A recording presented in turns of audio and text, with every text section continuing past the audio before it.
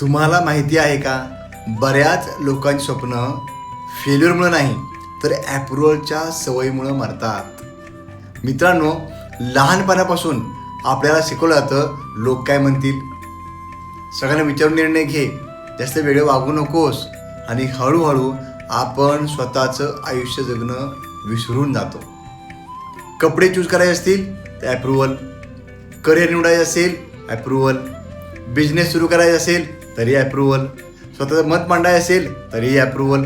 मित्रांनो, जे लोक प्रत्येक गोष्टीसाठी इतरांची परमिशन मागतात ते आयुष्यात कधीच मोकळेपणानं उडू शकत नाहीत. तुमचं आयुष्य आहे, पण स्टेअरिंग अजूनही दुसऱ्यांच्या हातात आहे.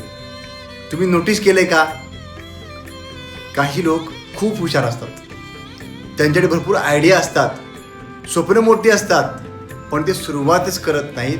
का? कारण त्यांना भीती असते, लोक हसले तर, कोणी सपोर्ट नाही केला तर, घरच्यांनी नाही म्हटलं तर, आणि मग ते स्वतःची स्वप्न मारून टाकतात.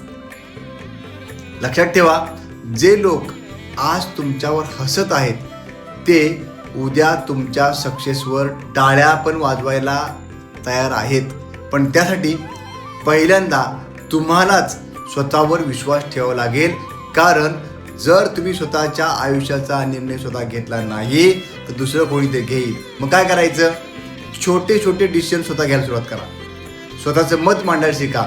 स्वतःच्या स्वप्नांना इम्पॉर्टन्स द्या आणि प्रत्येक वेळी लोकांना खुश करण्याचा प्रयत्न करणं बंद करा. कारण तुम्ही सगळ्यांना खुश करू शकत नाही. तुम्हाला तुमचं आयुष्य जगण्यासाठी कोणाच्याही परमिशनची गरज नाही. आजपासून ॲप्रुव्हल मागणं बंद.